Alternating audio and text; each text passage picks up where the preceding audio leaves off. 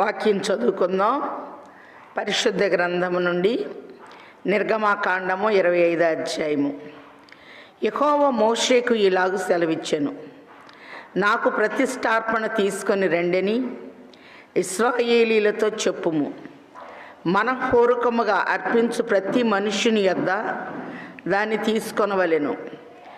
మీరు వారి యొద్ద తీసుకొనవలసిన అర్పణలేమనగా బంగారు, వెండి, ఇత్తడి, నీల, ధూమ్ర, రక్తవర్ణములు, సన్నపు నార, మేక వెంట్రుకలు, ఎరుపు రంగు వేసిన పొట్టేళ్ల తోళ్ళు, సముద్రపు వచ్చల తోళ్ళు, తుమ్మకర్రలు, ప్రదీపమునకు తైలము, అభిషేక తైలమునకు, పరిమళ ద్రవ్యముల ధూపమునకు, సుగంధ సంభారములు, లేత పచ్చలు, ఏపోదుకు, పదకమునకు చెక్కు రత్నములు అనునవి. ప్రార్థన చేసుకుందాం. సమీపింపరాని తేజస్సులో అమరత్వములో వసించుచు నిత్యము పరిశుద్ధుడు పరిశుద్ధుడు పరిశుద్ధుడని ప్రతిగానములు పొందుతున్న తండ్రి, నమస్కారములు. మీ ఏర్పాటును బట్టి, మీ అనాది సంకల్పమును బట్టి 25వ దినములోనికి ప్రవేశపెట్టించిన తండ్రి, వందనములు. నీ వాక్యము యొద్దకు వచ్చుచుండగా వినేవారిని, వివరించేవారిని మీ స్వాధీనం అందించుకొని, నాయన, ఈ దినము నీ పరిశుద్ధ గ్రంథములో నిగూఢమై ఉన్న సత్యములు ఉన్నవి ఉన్నట్లుగా వివరించుటకు మీ అనంత జ్ఞానములో నుండి జ్ఞానము, మీ శక్తిలో నుండి శక్తిని ఇచ్చి నన్ను మరుగు చేసి మిమ్మల్ని మీరు కనపరుచుకొనమని మా మధ్యకు వచ్చి వేసిన ప్రధాన బోధకుడు, మా కొరకు సమస్తమును జయించి పునరుద్ధానుడై లేచి ఆరోహణమై ఆశీర్వదించిన యేసయ్య శ్రేష్ఠ నామములో బ్రతిమిలాడి వేడుకొనుచున్నాము తండ్రి, ఆమేన్. ప్రభునందు ప్రియమైన వార్లారా, ప్రభు నామమున కృపా సమాధానములు తండ్రి మనందరికీ ముమ్మరముగా దయచేయును గాక, ఆమేన్. నిర్గమాకాండము 25వ అధ్యాయము 7వ వచనంలో చూస్తే, లేతపచ్చలు, ఏపోదు, పదకమునకు చెక్కు రాళ్ళు. మరి దేవునికి మనఃపూర్వకముగా ఇచ్చేవారు ఏమేమి ఇవ్వాలో ఒక లిస్టుని దేవుడిచ్చారు. మొదటిగా బంగారు. బంగారు అనేది దైవత్వానికి, లోహాలన్నిటిలో విలువైందిగా చూస్తూ ఉన్నాం. వెండి అనేది విమోచన గుర్తు, ఇత్తడి తీర్పున గుర్తు, నీల, ధూమ్ర, రక్తవర్ణములు అనేవి దేవుని యొక్క మహిమకు రూపముగా చూస్తూ ఉన్నాం. సన్నపు నార, మేక వెంట్రుకలు, ఎరుపు రంగు వేసిన పొట్టేళ్ల తోడు, సముద్ర వచ్చల తోళ్ళు, ఇవన్నీ పైకప్పుకి ముంగుర్తుగా పైభాగమును చూపిస్తూ ఉన్నాయి. తుమ్మకర్ర అనేది మరి ఊరు బయట ఉంటున్న ప్రభు పని కొరకు వాడబడినట్లు చూస్తూ ఉన్నాం. ప్రదీపములకు తైలము, అభిషేక తైలము, పరిమళ ద్రవ్యములు, ధూపమునకు సుగంధ సంభారములు, లేతపచ్చలు, ఏపోదు, పదకమునకు చెక్కు రాళ్ళు, ఇవన్నీ కూడా మనఃపూర్వకముగా ప్రభు సన్నిధికి తీసుకురావాలి. ఉత్సాహముగా ఇచ్చేవారిని తండ్రి దీవించువారై ఉన్నారు. అలాగనే మనం దేవునికి ఏది ఇచ్చినా తిరిగి ఆయన మనకి ఇచ్చివేయవారై ఉన్నారు. 8వ వచనంలో, నేను వారిలో నివసించున్నట్లు వారు నాకు పరిశుద్ధ స్థలమును నిర్మింపవలెను. నేను నీకు కనపరచు విధముగా మందిరము యొక్క ఆ రూపమును, దాని ఉపకరణములన్నిటి రూపమును నిర్మింపవలెను. నేను వారిలో నివసించున్నట్లు. మరి కొరింథీలకు రాసిన మొదటి పత్రిక 3:16లో చూస్తే, మీరు దేవుని ఆలయమై ఉన్నారనియు దేవుని ఆత్మ మీలో నివసించుచున్నాడనియు మీరెరగరా అని ప్రభు తెలియచేస్తూ ఉన్నారు. మీరు విలువబెట్టు కొనబడిన వారు గనక మీ దేహముతో దేవుని మహిమపరచండి అని ప్రభు తెలియచేస్తూ ఉన్నారు. ఆది తల్లిదండ్రులు తోటలో ఉన్నప్పుడు చల్లపూట ప్రభు తోటలోనికి వచ్చి వారితో సంచరించే వారిగా ఆది కాండంలో మనం చూస్తూ ఉన్నాం. ఆయన బిడ్డలైనటువంటి వారు ప్రయాణము చేస్తూ 40 సంవత్సరాలు ఎడారిలో తిరుగుతూ ఉన్నప్పుడు ప్రత్యక్షపు గుడారము, సాక్ష్యపు గుడారాలను వేయించి పాలెమును ఒకటి ఏర్పాటు చేసి పరిశుద్ధ స్థలములో నుండి ప్రభు మాట్లాడినట్లుగా చూస్తూ ఉన్నాం. సొలొమోను కాలంలో నాగరికత ఉన్నతమైన స్థితిలోనికి వచ్చినప్పుడు, మరి చక్కటి నిర్మాణాలు జరిగేటప్పుడు నాకు ఒక మందిరము నిర్మించుము అని ప్రభువు సొలొమోనుకు తెలియచేసినట్లు మనం చూస్తూ ఉన్నాం. ఏది ఏమైనా మన హృదయంలో ప్రభు నివసించటానికి ఆయన ఇష్టపడుతూ ఉన్నారు. కాబట్టి ఆయన కనపరుస్తూ ఉన్నారు కొండ మీద మందిరం యొక్క రూపాన్ని. 10వ వచనంలో చూస్తే, వారు తుమ్మకర్రతో ఒక మందస్సమును చేయవలెను. మందస్సము అనేది ఒక శుభసూచకమైన నిబంధనగా మనం చూస్తూ ఉన్నాం. ఎక్కడ దేవుని మందస్సం ఉంటుందో అక్కడ ఉన్నతమైన నెరవేర్పులు అనేది చూస్తూ ఉన్నాం. దేవుని మందస్సము అనగా యేసు ప్రభుకి సాదృశ్యమై ఉన్నట్లుగా మనం చూస్తూ ఉన్నాం. ఒకసారి కీర్తనల గ్రంథంలో గనక మనం చూచినట్లయితే 132వ కీర్తనలో దావీదు యాకోబు యొక్క దేవునికి ఒక ఒప్పందం చేస్తూ ఉన్నాడు. 3వ వచనంలో, యాకోబు యొక్క బలిష్ఠునికి మొక్కుబడి చేశాను. ఎట్లనగా, యెహోవాకు నేను ఒక స్థలము చూచు వరకు, యాకోబు యొక్క బలిష్ఠునికి ఒక నివాస స్థలము నేను చూచు వరకు నా వాసస్థానమైన గుడారములో నేను ప్రవేశింపను. నేను పరుండు మంచం మీదకి ఎక్కను. నా కన్నులకు నిద్ర రానియను, నా కనురెప్పలకు కునిగిపాటు రానియనెను. అది ఎఫ్రాతాలో నున్నదని మేము వింటిమి. యాయీరు పొలములో అది దొరికెను. ఆయన నివాస స్థలమునకు పోదము రండి. ఆయన పాదపీఠం ఎదుట సాగిల పడుదము రండి. యెహోవా లెమ్ము, బలసూచకమైన మందస్సముతో కూడా రమ్ము. యెహోవా లెమ్ము, నీ బలసూచకమైన మందస్సముతో కూడా రమ్ము. మందస్సము అనగా దేవుని యొక్క నిబంధనలు కలిగిన ఒక నమూనాగా మనం చూస్తూ ఉన్నాం. తుమ్మకర్రతో ఒక మందస్సమును చేయవలెను. దాని పొడుగు 2 మూరలున్నర, దాని వెడల్పు 3 మూరెడున్నర, దాని ఎత్తు 3 మూరెడున్నర. దాని మీద మేలిమి బంగారు రేకు పొదిగింపవలెను. ఇక్కడ మనం చూస్తే తుమ్మకర్ర అనేది తీసివేయబడిన కర్రగా, ముళ్ళు కలిగిన కర్రగా, నల్లగా ఉంటుంది. పల్లెటూరులో చూస్తే ఊరికి బయట ఉంటూ ఉంది. మరి తుంబంక అనేది జిడ్డుగా ఉంటుంది. మరి ఎక్కువ ఎవరు కూడా తుమ్మ చెట్లు ఇళ్లలో పెంచరు. అది తీసివేయబడిన ఒక చెట్టుగా చూస్తున్నాం. ఇన్ని లోపాలు కలిగిన ఈ తుమ్మ చెట్టుని పరిశుద్ధ స్థలములో, అతి పరిశుద్ధ స్థలములో మందస్సముగా నిర్మాణం చేయటానికి ప్రభు ఎన్నిక చేసుకొని ఉన్నారు. నోవహును వాడ తయారు చేయమన్నప్పుడు చితిసారకం రాను అని ప్రభు తెలియచేశారు. ఇక్కడ తుమ్మకర్ర అనేది బండి చక్రాలకి నాగళ్ళకి తప్పితే మరి దేనికి పనికిరాదు. కానీ దేవుని కొరకు తీసివేసిన రాయి తలకి మూలరాయి అన్నట్లు ఈ ముళ్ళు కలిగిన ఈ కర్రను, అలాగనే మరి నల్లగా సరైన రూపం లేని కర్రను పరిశుద్ధ స్థలము కొరకు ప్రభు ఎన్నిక చేసుకున్నట్లు చూస్తూ ఉన్నాం. అందుకే వారిలో ఒంటరి అయిన వాడు 10,000 మంది ఎగును అని ఎప్పుడైతే మనం తీసివేయబడతామో, మరి పేతురు గారు అంటారు, మనుష్యుల చేత విసర్జించబడినను దేవుని దృష్టికి ఏర్పరచబడినది అమూల్యమును సజీవమునైన రాయియగు ప్రభు యొద్దకు వచ్చిన వారై ఆత్మ సంబంధమైన మందిరముగా కట్టబడుచున్నారని తెలియచేస్తూ ఉన్నారు. కాబట్టి మందస్సం చేసేటప్పుడు కొలతలు ఇస్తున్నారు ప్రభు. మరి పొడవు, ఈ పొడవులో ఆయన ప్రేమ కనపడుతూ ఉంది. మరి దాని పొడవు 2 మూరలున్నర, ఇక్కడ ప్రేమ కనపడుతూ ఉంది. దాని వెడల్పు మనం చూచినట్లయితే 3 మూరెడున్నర అని ప్రభు తెలియచేస్తూ ఉన్నారు.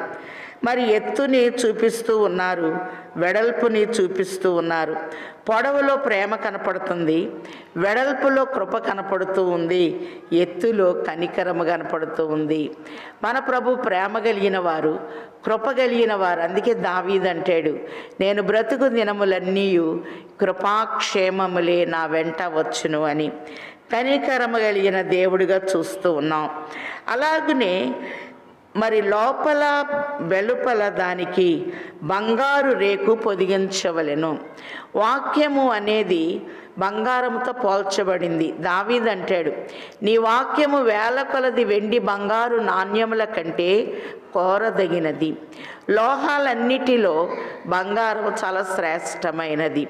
విలువైన ఈ బంగారమును మరి కాల్చి సాగగొట్టి ఒక సన్నటి జవనుగా మార్చి లోపల బయట పొదిగించాలి. చుట్టూ జవను కట్టవలెను.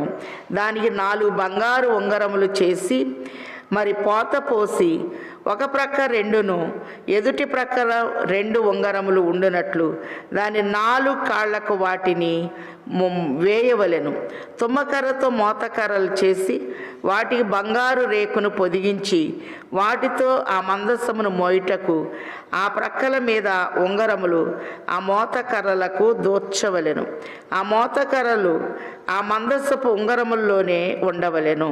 వాటిని దాని యొద్ద నుండి తీయకూడదు. ఇక్కడ మనం చూస్తే ఒక నిబంధన పెట్టెగా మందసాన్ని చూస్తూ ఉన్నాం. అలాగనే 4 ఉంగరములు అనేది 4 సువార్తలకి ముంగుర్తుగా మనం చూస్తూ ఉన్నాం. ఈ ఉంగరము అనేది బంధాన్ని చూపిస్తూ ఉంది. యోబు ఎప్పుడైతే శ్రమ నుంచి విడుదల పొందారో ఒక్కొక్కరు ఒక్కొక్క వరహాను ఒక్కొక్క బంగారు ఉంగరమును తీసుకొచ్చి ఆయన గణపరిచినట్లుగా 42వ అధ్యాయంలో మనం చూస్తూ ఉన్నాం. ఉంగరము అనేది ఒక బంధాన్ని, బాంధవ్యాన్ని ప్రభువుకి మనకు చూపిస్తూ ఉంది. ఈ మందసానికి 4 ఉంగరాలు అనగా 4 నిబంధనలు. క్రీస్తును పోలిగ్గా ఈ మందస్సం అనేది కనపడుతూ ఉంది. అలాగనే 2 మోతకర్రలు అనగా పాత నిబంధన క్రొత్త నిబంధనకి సాదృశ్యమై ఉన్నది. 2 మోతకర్రల సముదాయము సిలువగా మనం చూస్తూ ఉన్నాం. మనం గమనించినట్లయితే మరి భుజం మీదే మందసాన్ని మోయాలి. ఆయన భుజము మీద రాజ్యభారం ఉండెను అనే మాటల్ని మనం చూస్తూ ఉన్నాం. కాబట్టి ఇక్కడ మనం చూచినట్లయితే నేను నీకిచ్చు శాసనములను అందులో ఉంచవలెను. 16వ వచనంలో మనం చూస్తే దేవుని యొక్క చట్టాల్ని మరి మోషేని నిన్నటి దినాన 24వ అధ్యాయంలో నా దగ్గరికి రా, నీకు నేను పలకల్ని, రాతి పలకల్ని ఇస్తాను, ధర్మశాస్త్రాన్ని నీకు ఆజ్ఞల్ని ఇస్తాను అని చెప్పి 24వ అధ్యాయము 12, 13 వచనాల్లో ప్రభు ఆహ్వానించి ఉన్నారు. ఇక్కడ ప్రభు తెలియచేస్తున్నారు, నేను ఇచ్చేటటువంటి శాసనాలని అందులో ఉంచాలి. మరియు నీవు మేలిమి బంగారముతో కరుణాపీఠములు చేయవలెను. దాని పొడుగు 2 మూరలున్నర, దాని వెడల్పు 3 మూరెడున్నర, మరియు 2 బంగారు కెరూబులను చేయవలను. కరుణాపీఠం యొక్క 2 కొనలను నగసి పనిగా చేయవలెను. ఇక్కడ మనం చూస్తే కరుణాపీఠము అనేది దహన బలిపీఠానికి ముంగుర్తుగా మనం చూస్తున్నాం. మన తండ్రి కరుణా కటాక్షము కలిగినటువంటి తండ్రి. కాబట్టి ఈ మందసం పై భాగంలో కరుణాపీఠం అనేది ఉండాలి. ఈ కరుణాపీఠాన్ని మనం దహన బలిపీఠముగా మనం చూస్తూ ఉన్నాం. ఇక్కడ 2 కెరూబులు ఉండాలి. ఈ కెరూబుల యొక్క రెక్కలు విచ్చుకొని ఉండాలి. అర్ధ చంద్రాకారములో అవి కనపడాలి అని, ఆ రెక్కలు 2 కూడా ఇలాగున ఉండాలి అని ప్రభు తెలియచేస్తూ ఉన్నారు. యెషయా గ్రంథం 6వ అధ్యాయం 3వ వచనంలో దేవదూతలు స్తుతిస్తూ ఉన్నాయి. 6 రెక్కలు ఉన్నట్టు చూస్తున్నాం. 2తో కాళ్ళు కప్పుకుంటూ, 2తో ఎగురుచు, 2తో మరి వారు సైన్యములకు అధిపతి యెహోవా పరిశుద్ధుడు పరిశుద్ధుడు పరిశుద్ధుడని గానా ప్రతిగానాలు చేసినట్లుగా చూస్తూ ఉన్నాం. మరి దూతలకి చక్కటి పరిచర్యను ప్రభు ఇచ్చారు.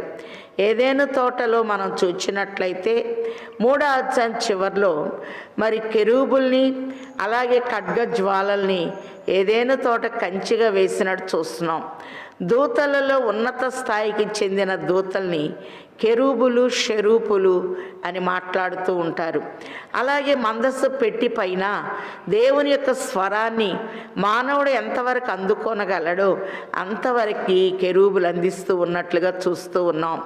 సొలొమోను యెరూషలేము దేవాలయం కట్టినప్పుడు గోడలకి కిటికీలకి కెరూబులు ఉంచారు. అంటే ప్రార్థనలో పడుతూ దేవుని సముఖములో ఆ కెరూబులు సమస్తాన్ని పరీక్షిస్తూ ఉన్నట్లుగా చూస్తూ ఉన్నాం.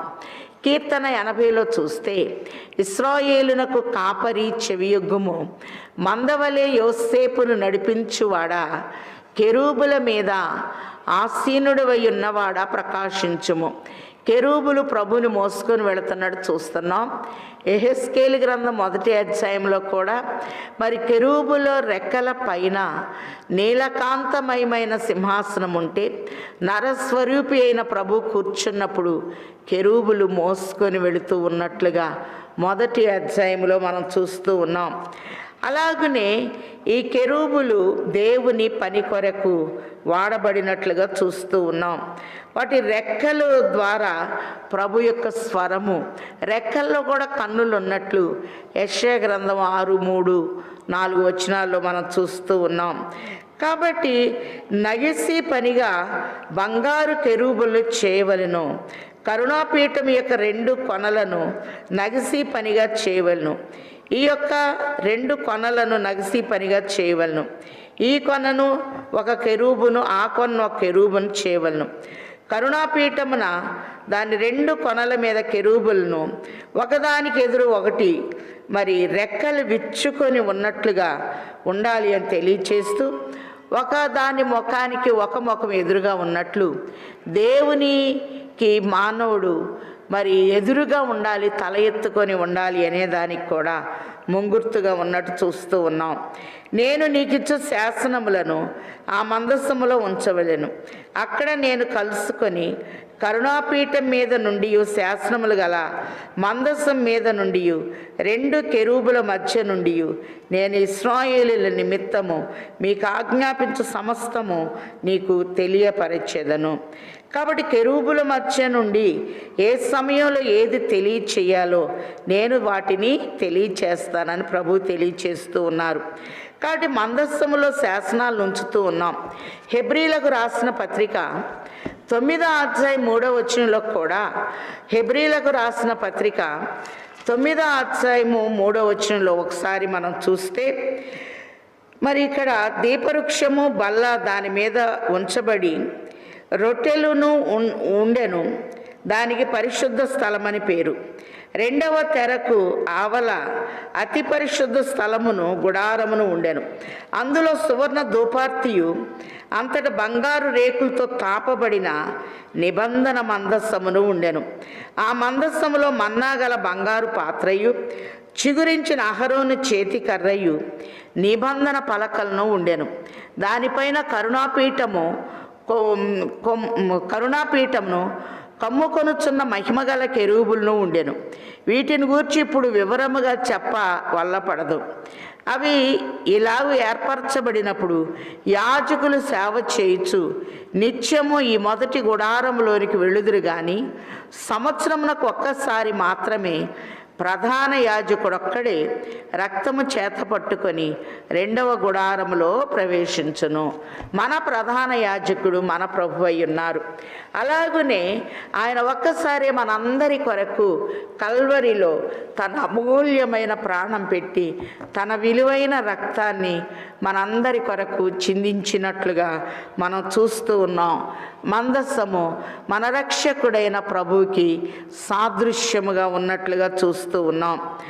అంత మాత్రమే కాదు, మరి మనం చూస్తే సంఖ్యాకాండము 10వ అధ్యాయము 33లో కూడా మందస్సము ముందుగా నడుస్తూ ఉంది. దేవుని పిల్లలమైన మనకి ముందుగా నేనే మార్గమును సత్యమును జీవమునై ఉన్నాను అన్న తండ్రి మనకు ముందున్నారు. యెహోషువతో మాట్లాడుతూ యెహోషువ గ్రంథం 1వ అధ్యాయం 9వ వచనంలో, నిబ్బరము కలిగి ధైర్యముగా నుండుము, దిగులు పడకము, జడియకము, నీవు నడుచు మార్గమంతటిలో నీ దేవుడైన యెహోవా నీకు ముందుగా నడుచునని చూస్తూ ఉన్నాం. సంఖ్యాకాండము 10:33వ వచనంలో చూస్తే, వారు యెహోవా కొండ నుండి 3 దినములు ప్రయాణము చేసిరి.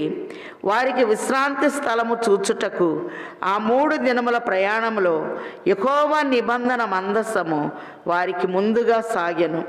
వారు తాము దిగిన స్థలము నుండి సాగినప్పుడు యెహోవా మేఘము పగటి వేళ వారి మీద ఉండెను. మందస్సము, నిబంధన మందస్సము ముందుగా నడిచినట్లు చూస్తూ ఉన్నాం. ప్రభు కూడా మరి యోహాను గారు అంటారు, ఆయన మార్గమును సరళము చేయడి, ప్రతి పల్లము పోడ్చబడును, వంకరవి నునుపు చేయబడును, అరణ్యములో కేకలు వేయు ఒకని శబ్దము అని మాట్లాడినట్లుగా మనం చూస్తూ ఉన్నాం. కాబట్టి తుమ్మకర్ర అనేది ఊరి బయట ఉండే కర్రని మేలిమి బంగారంతో పొదిగి 4 ఉంగరాలు 4 సువార్తలకు సాదృశ్యము, 2 మోత కర్రలు పాత నిబంధన క్రొత్త నిబంధనకి సాదృశ్యము. పాత నిబంధనలో క్రొత్త నిబంధన ఇమిడి ఉన్నది, క్రొత్త నిబంధనలో పాత నిబంధన వివరించబడినట్లుగా మనం చూస్తూ ఉన్నాం. కాబట్టి ప్రభు కరుణాపీఠము దగ్గర నుండి శాసనములు కలిగిన మందసము, అలాగనే ప్రభు మనతో సమస్తమును నేను నీకు తెలియచేస్తాను అని మోషేకి బయలుపరిచినట్లుగా చూస్తూ ఉన్నాం. నిర్గమాకాండము 25 అధ్యాయం 23లో, మరియు నీవు తుమ్మకర్రతో ఒక బల్లను చేయవలెను, దాని పొడుగు 2 మూరలున్నర, దాని వెడల్పు 3 మూరెడున్నర, దాని ఎత్తు 3 మూరెడున్నర, మేలిమి బంగారు రేకు దానికి పొదిగించి దానికి చుట్టూ బంగారు జవను చేయించవలెను. ఇక్కడ మనం చూస్తే ఒక బల్ల అనేది నా బల్ల యొద్దకు వచ్చినప్పుడు నన్ను జ్ఞాపకం చేసుకొనుడి అని ప్రభు తెలియచేస్తూ ఉన్నారు. 128 కీర్తనలో చూస్తున్నాం, నీ బల్ల చుట్టూ నీ పిల్లలు ఒలీవ మొక్కల వలె ఉందురు అని. 2వ రాజుల గ్రంథంలో ఘనురాలు దైవజనునికి ఒక గదిని ఏర్పాటు చేసినప్పుడు బల్ల, పీట, ఒక మంచము, దీపస్తంభాన్ని ఏర్పాటు చేసింది. దీపస్తంభము అనేది దేవుని బిడ్డలు లోకమునకు వెలుగై ఉన్నారు అని, బల్ల అనేది ఆయన వాక్యమునకు సాదృశ్యము, పీట అనేది సువార్త ప్రకటించు వారి పాదములెంతో సుందరమైనవని, మంచము అనేది సంఘానికి సాదృశ్యము, విశ్రాంతికి సాదృశ్యము. అలాగునే మెషీబోషేతు అంటే మరి యోనాతానికి ఒక కుంటి కాళ్ళు కలిగిన కుమారుడుంటే అతన్ని వెతికి లోదెబార్లో ఉన్న వ్యక్తిని మరి దావీదు తన భోజన బల్ల దగ్గరికి ఆహ్వానించినట్లుగా మనం చూస్తూ ఉంటే, సదాకాలము నీవు నా బల్ల యొద్ద ఉండుము అని తెలియచేసినట్లుగా చూస్తూ ఉన్నాం. బల్ల అనేది ప్రభు యొక్క శరీర రక్తములకు సాదృశ్యమై ఉన్నది. అందుకే యోహాను సువార్త 6వ అధ్యాయం 27 చూస్తే, క్షయమైన ఆహారము కొరకు కష్టపడుకుడి కానీ అక్షయమైన ఆహారము కొరకే కష్టపడుడి, మనుష్య కుమారుడు దాన్ని మీకిచ్చును, మీ పితరుల అరణ్యంలో మన్నాను తినినను చనిపోయిరి అని, పరలోకము నుండి దిగివచ్చిన జీవాహారమును నేనే అని చెప్పి మన్నా అనేది మనం చూచినట్లయితే నిర్గమాకాండం 16వ అధ్యాయంలో సీను అరణ్యములో మన్నా కురిసినట్లు గతంలో చెప్పుకున్నాం. మన్నాను కూడా ఒక పాత్రలో పెట్టి వాగ్దాన దేశాన్ని తీసుకుని వెళ్ళండి, మరి మీరు అక్కడికి వెళ్ళినాక ఇదేంటి అంటే ఇలాంటి దేవదూతల ఆహారంతో ప్రభు మమ్మల్ని పోషించారని చెప్పండి. మరి వారు వచ్చి పస్కా పండుగ చేసినప్పుడు ఎరికోలో మన్నా మానిపోయెను అనే మాటల్ని వాక్యంలో మనం చూస్తూ ఉన్నాం. కాబట్టి ఈ బల్ల అనేది మరి లేవియాకాండము 24వ అధ్యాయంలో మనం చూచినట్లయితే సముఖపు రొట్టెల బల్లని చక్కగా ప్రభు మనకి పరిచయం చేస్తూ ఉన్నారు. లేవియాకాండము 24వ అధ్యాయము 2వ వచనం నుండి చూస్తే కొన్ని ఉన్నతమైన మర్మాల్ని తండ్రి మనకి బయలుపరుస్తూ ఉన్నారు. ఒకసారి చూద్దాం. మరి దీపము నిత్యము వెలుగుచుండునట్లు ప్రదీపముల కొరకు దంచి తీసిన అచ్చమైన ఒలీవ నూనె తేవలనని ఇశ్రాయేలీలకు ఆజ్ఞాపించుము. కాబట్టి అచ్చమైన ఒలీవ నూనె, ఈ నూనెను గురించి దీపవృక్షం దగ్గర చూద్దాం. 4వ వచనంలో మనం చూస్తే అతడు నిర్మలమైన దీపవృక్షం మీద ప్రదీపములను యెహోవా సన్నిధిని నిత్యము చక్కపరచవలెను. 5వ వచనం, నీవు గోధుమ పిండిని తీసుకొని దానితో 12 భక్ష్యములు వండవలెను, ఒక్కొక్క భక్ష్యమునకు సేరు సేరు పిండి ఉండవలను. యెహోవా సన్నిధిని నిర్మలమైన బల్ల మీద 6 భక్ష్యములు గల 2 దొంతులను వాటిని ఉంచవలను, ఒక్కొక్క దొంతి మీద స్వచ్ఛమైన సాంబ్రాణి ఉంచవలను. అది యెహోవా ఎదుట మీ ఆహారమునకు జ్ఞాపకార్థమైన హోమముగా ఉండును. ఇక్కడ మనం చూస్తే లేవియాకాండం 24 అధ్యాయంలో గోధుమ పిండి, గోధుమ గింజ భూమిలో చనిపోతేనే మొలకెత్తుతుందని ప్రభు యొక్క శరీరానికి సాదృశ్యంగా మనం చూస్తూ ఉన్నాం. అందుకే 1 కొరింథీయులకు రాసిన పత్రిక 15వ అధ్యాయంలో గోధుమ గింజ అయినా సరే, ఏ గింజ అయినా సరే భూమిలో నుండి మొలకెత్తాలి అని ప్రభు తెలియచేస్తూ ఉన్నారు. అలాగనే మనం చూచినట్లయితే గోధుమ పిండితో భక్ష్యములు తయారు చేసి అని రాజుల గ్రంథం 7వ అధ్యాయంలో కూడా మరి చక్కటి నెరవేర్పుని ప్రభు చూపిస్తూ ఉన్నారు. చాలా కష్ట పరిస్థితుల్లో ఉన్నప్పుడు మరి ఒక వాగ్దానము అనేది ఇవ్వబడినట్లుగా మనం చూస్తూ ఉన్నాం. ఒకసారి వాక్యంలో మనం చూస్తే 2వ రాజుల గ్రంథం 7వ అధ్యాయంలో ప్రవక్త చెప్తూ ఉన్నారు, మరి ₹1 గోధుమ పిండి అనేది ఎలా ఇవ్వబడుతుంది అనేది ఇక్కడ మనం చూచినట్లయితే మరి ఆకాశపు కిటికీలు తీసిన అలా జరగవని ఇక్కడ మంత్రి అంటుంటే 7వ అధ్యాయం ప్రారంభం. అప్పుడు ఎలీషా రాజుతో ఇట్లెన్ను, యెహోవా మాట ఆలకించుము. యెహోవా సెలవిచ్చినదేమనగా, రేపు ఈ వేళకు షోమ్రోను ద్వారమందు ₹1 ఒక మానిక సన్నని పిండియు, ₹1 2 మానికలు ఎవలును అమ్మబడును. అందుకు ఎవని చేతి మీద రాజు ఆనుకొని ఉండెనో ఆ అధిపతి, యెహోవా ఆకాశపు కిటికీలు తెరచినను అలాగు జరుగునని దైవజనునికి ప్రత్యుత్తరమేగా, అతడు నీవు కన్నులారా దాన్ని చూచెదవు గాని దానిని తినకుందువని చెప్పాను. ఇక్కడ మనం గమనించినట్లయితే సన్నని పిండి, ఈ సన్నని మానిక పిండి ఏంటంటే గోధుమ పిండి అయి ఉన్నది. ఈ గోధుమ గింజ అనేది యేసు ప్రభుకి సాదృశ్యమై ఉన్నది. అలాగే 1 సమూయేలు గ్రంథంలో కూడా మందస్సము మరి వెళ్ళి ఒక పొలములో ఆగినప్పుడు అది గోధుమల కాలము, పంట కాలముగా మనం చూస్తూ ఉన్నాం. మరి మందస్సము వెళ్ళి అక్కడ ఆగినట్లుగా మనం చూస్తూ ఉన్నాం. అలాగనే మరి గోధుమ గింజ ప్రభు యొక్క శరీరానికి సాదృశ్యముగా ఉన్నట్లుగా వాక్యంలో మనం చూస్తూ ఉన్నాం. లేవియాకాండము 16వ అధ్యాయము 14లో కూడా అప్పుడు అతడు ఆ కోడె రక్తంలో కొంచెము తీసి తూర్పు ప్రక్కన కరుణాపీఠం మీద తన వ్రేలితో ప్రోక్షించి కరుణాపీఠం ఎదుట తన వ్రేలితో ఆ రక్తములో కొంచెము 7 మార్లు ప్రోక్షింపవలను.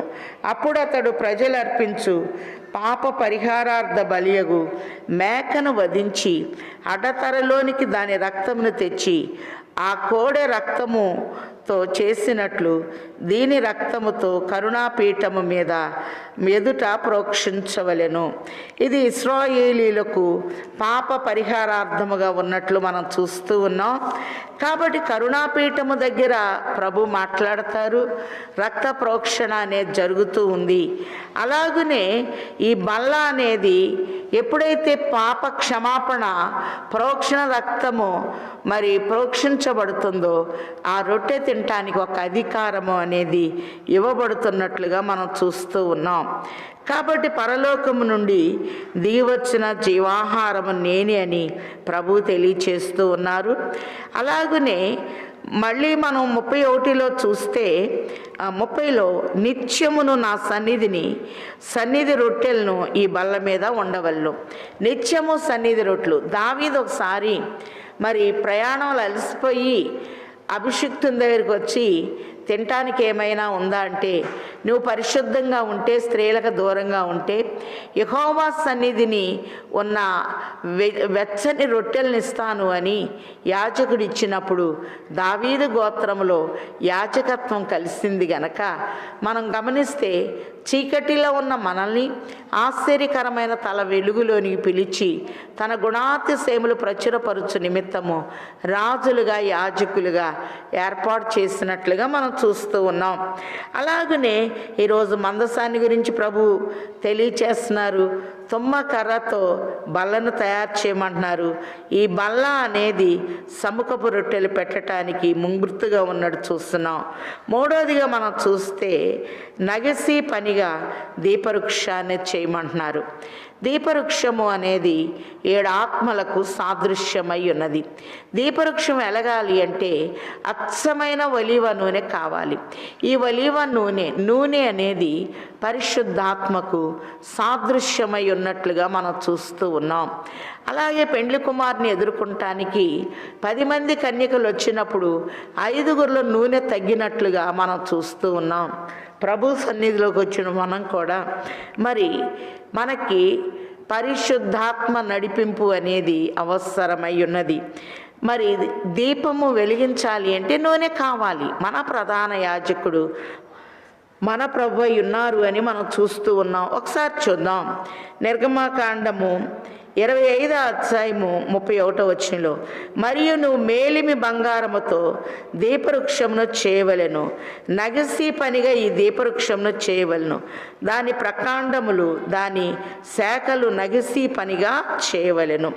కాబట్టి 3 దీపాలు ఒక ప్రక్క ఉండాలి, 3 దీపాలు ఒక ప్రక్క ఉండాలి, పైన ఒక దీపం ఉండాలి. 7 ఆత్మలకు సాదృశ్యముగా 7 దీపాలు ఉండాలి. అందుకే యెషయా గ్రంథము 11వ అధ్యాయము 2వ వచనంలో మనం గమనించినట్లయితే, యెషయా గ్రంథము 11వ అధ్యాయము 2వ వచనంలో మరి 7 ఆత్మల గురించి, ఈ దీపవృక్షాన్ని గురించి ప్రభు మనకి బయలుపరుస్తూ ఉన్నారు.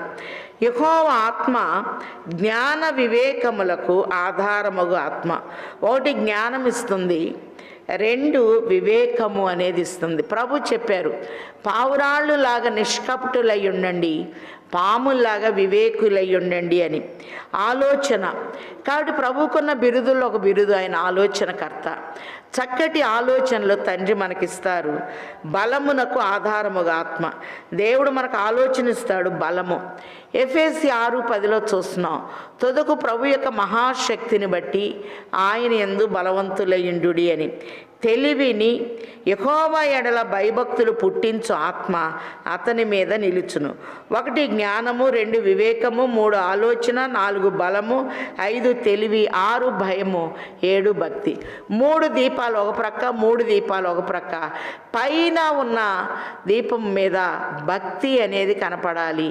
7 ఆత్మల్ని మరి నగిసి పనిగా ఈ దీపవృక్షము, బంగారు దీపవృక్షాన్ని చేయాలి అని ప్రభు తెలియచేస్తూ ఉన్నారు. అలాగనే మనం గమనించినట్లయితే మేలిమి బంగారముతో ఈ దీపవృక్షము, ఈ దీపవృక్షం యొక్క వత్తిని ప్రధాన యాజకుడు ఎప్పుడు సరిచేస్తూ ఉండాలి. దీపము ఎప్పుడు వెలుగుతూ ఉండాలి. ఆత్మ యెహోవా పెట్టిన దీపం అని చూస్తున్నాం. ప్రకటన గ్రంథము 2లో కూడా మరి 7 దీపస్తంభముల మధ్య ప్రభు సంచారం చేస్తున్నట్లుగా మనం చూస్తూ ఉన్నాం. అలాగనే ఒకసారి చూద్దాం.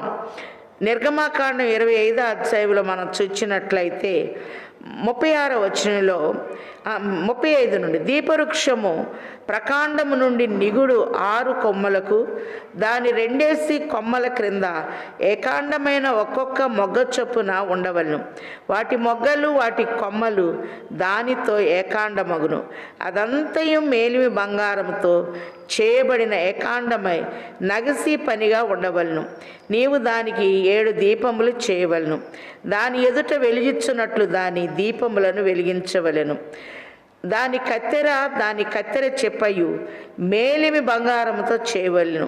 ఈ ఉపకరణములన్నీ 40 వీసెల మేలిమి బంగారంతో చేయవలెను. కొండ మీద నీకు కనపరచబడిన వాటి రూపము చొప్పున వాటిని చేయుటకు జాగ్రత్త పడుము. కాబట్టి మీరు ఎక్కడుంటారో అక్కడ నేనుంటానన్న తండ్రి కొండ మీద ఒక చక్కటి నమూనాను చూపిస్తూ ఉన్నారు. అలాగనే కల్వరి కొండ మీద ప్రభు కూడా మనందరి కొరకు బలైపోయినట్లుగా మనం చూస్తూ ఉన్నాం. ప్రభు లోకానికి వెలుగై ఉన్నారు. ఈ దీపంలో 7 మర్మాలని చూచి ముగింపులోకి వద్దాం. మొట్టమొదట మన ప్రభు ఆయన మంచి వెలుగై ఉన్నారు. ఆదికాండము 1వ అధ్యాయము 3వ వచనంలో మనం గమనిస్తే, వెలుగు కలుగునుగా కాని పలుకగా వెలుగు కలిగెను, వెలుగు మంచిదైనట్లు దేవుడు చూచెను. ఆయన మంచి వెలుగు, దీపవృక్షంలో మంచి వెలుగు అనేది కనపడుతుంది. రెండోది, గొప్ప వెలుగుగా ఉన్నారు.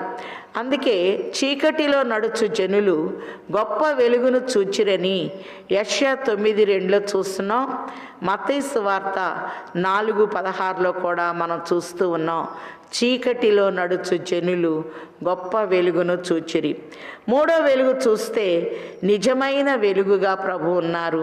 యోహాను సువార్త 1:9లో నిజమైన వెలుగుండెను, అది లోకములోనికి వచ్చుచు ప్రతి మనుష్యుని వెలిగించుచున్నది అని చూస్తున్నాం.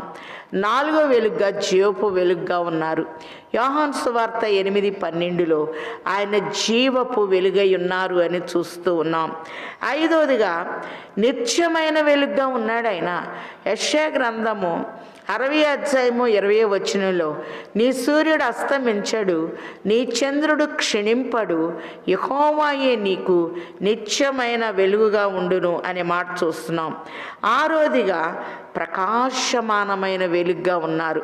మరి యెషయా 60లో చూస్తున్నాం, లెమ్ము తేజరిల్లుము, నీకు వెలుగు వచ్చి ఉన్నది, యెహోవా మహిమ నీ మీద ఉదయించెను అని.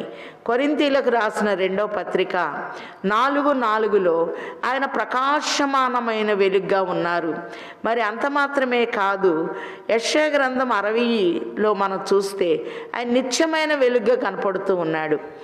ఏడవ వెలుగుగా మనం చూస్తే యోహాను రాసిన 1వ పత్రిక 1వ అధ్యాయం 7వ వచనంలో, ఆయన వెలుగులోనున్న ప్రకారము మనమును వెలుగులో నడిచినడలా అన్యోన్య సహవాసము గలవారమై ఉందుము, అప్పుడు ఆయన కుమారుడైన యేసు రక్తము ప్రతి పాపము నుండి మనల్ని విడిపించునని చూస్తున్నాం. ఆయన మంచి వెలుగుగా ఉన్నాడు, గొప్ప వెలుగుగా ఉన్నాడు, ఆశ్చర్యకరమైన వెలుగుగా ఉన్నాడు, అన్యోన్యకరమైన వెలుగుగా ఉన్నాడు, నిత్యమైన వెలుగుగా ఉన్నాడు, జీవపు వెలుగుగా ఉన్నాడు.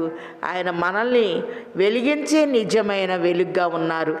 ఈ యొక్క 7 లక్షణాలు దీపవృక్షంలో మనకు కనపడుతూ ఉన్నాయి గనక కొండ మీద నీకు మరి మందిరం యొక్క నమూనాను చూపించాడు. అలాగే కొండ మీద మరి సముఖపు రొట్టెలు బల్ల, జీవపు రొట్టె నేనే అని చెప్పటానికి ముంగుర్తుగా చూపించారు. దీపవృక్షము ఆత్మ వెలగటానికి గుర్తు. అందుకే ఆత్మ యెహోవా పెట్టిన దీపము అని చూస్తూ ఉన్నాము గనక మన ఆత్మీయ స్థితి, మరి దీపము తనంతట తను వెలగలేదు, కానీ ప్రధాన యాజకుడు వెలిగించాలి. మన ప్రధాన యాజకుడు నేను ఎళ్ళని ఎడలా మరి ఆత్మ మీ యొద్దకు రాదు అని సత్యస్వరూపి అయిన తన ఆత్మను ఇచ్చి ఆయన దీవించి వెళ్ళిపోయారు గనక మరి ఆత్మ మనల్ని నడిపిస్తుంది గనక ఆత్మానుసారముగా జీవించగలిగిన స్థాయిని తండ్రి ఆయన బిడ్డలమైన మనకు ముమ్మరముగా దయచేయును గాక. ఆమెన్. ప్రార్థన చేసుకుందామా? దయానిధివై ఉన్న తండ్రి, ఏదినానా కొండ మీద ఒక మాదిరిని చూపించిన తండ్రి, ఒక నిర్మాణమును బయలుపరిచిన తండ్రి, మనపూర్వకముగా బుద్ధి పుట్టిన వారు నీకేమేమి ఇవ్వాలో నాయన మీరు తెలియచేసిన తండ్రి వందనములు. ఆయన మీతో చెప్పునది చేయుడి అన్నట్లుగా నాయన మేము నీకు ఇవ్వగలిగిన స్థితిలో పుచ్చుకొనుట కంటే ఇచ్చుట ధన్యత అని నేర్పించిన తండ్రి వందనాలు.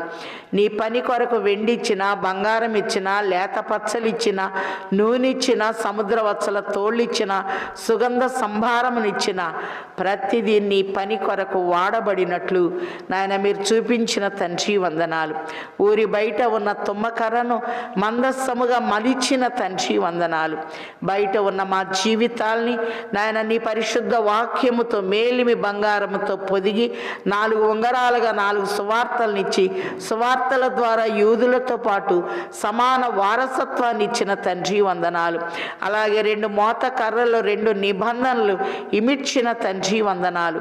మందసాన్ని భుజం మీదే మొయ్యాలి గనక మందస్సము ఎదుట నీళ్లు ఏకరాశిగా నిలబెట్టి కొండ మీద ఉన్న మందస్సము యోర్ధాను లాంటి మరణములోనికి దిగి నాయన సజీవులుగా నడిపించింది. అందుకే మీరు ఇప్పుడు వెళ్ళుచున్న మార్గము ఇంతకుముందు వెళ్ళినది కాదు, దాన్ని జాగ్రత్తగా గుర్తించవలెను అని తెలియచేసిన తండ్రి వందనములు. దావీదు తన ప్రార్థనలో యెహోవా రమ్ము, బలసూచకమైన నీ మందస్సముతో కూడా రమ్ము అని ఒక చక్కని ఆహ్వానం ఇచ్చి ఉన్నారు గనక మందస్సములో మన్నా పాత్ర నుంచినట్లు జీవాహారముగా సముఖపు రొట్టెలను చూపించిన తండ్రి, మన్నా స్థానములో జీవాహారముగా ఉన్నందుకు వందనాలు. శాసనాలు కలిగిన పలకలు నుంచిన తండ్రి, నీ శాసనాలకు మేము లోబడాలని నేర్పిస్తున్నారు. నీవు ప్రధాన యాజకుడిగా ఉండి అహరోను చిగురించిన కర్ర లోపల భాగంలో ఉన్నట్లు మా ఆధ్యాత్మిక స్థితిని చిగురింప చేసి మమ్మల్ని బలపరచమని దినదినము నీ పాఠాల్లో ఆధ్యాత్మిక స్థితిలో మమ్మల్ని ముందుకు నడిపించండి. ప్రపంచమంతటి మీద నీ అద్భుత హస్తము నుంచి నాయన దినదినము నిన్ను స్వస్థపరచు యెహోవాను నేనే అన్న వాగ్దానముతో నడిపించి వేయమని ప్రతి కుటుంబంలో కావలసిన నెమ్మది ఆదరణనిచ్చి నీ బిడ్డలను బలపరచమని మా ముందు మందసముగా నడుస్తూ అహరోను కర్రగా మమ్మల్ని చిగురింప చేస్తూ మన్నా పాత్రగా జీవాహారముగా మాలోనికి వచ్చుచ్చు నీ చట్టాను నీ చిత్తమును మాకు బయలుపరచుచున్న యేసయ్య శ్రేష్ఠ నామములో బ్రతిమిలాడి వేడుకొనుచున్నాము తండ్రి, ఆమెన్. అదృశ్యుడైన తండ్రి యొక్కయు అద్వితీయుడైన కుమారుని యొక్కయు అంతరంగ నివాసి అయిన పరిశుద్ధాత్మ తండ్రి సంపూర్ణ సహాయము సమృద్ధి సమకూర్పు సదా తోడయుండును గాక, ఆమెన్. అందరికీ మరణాత.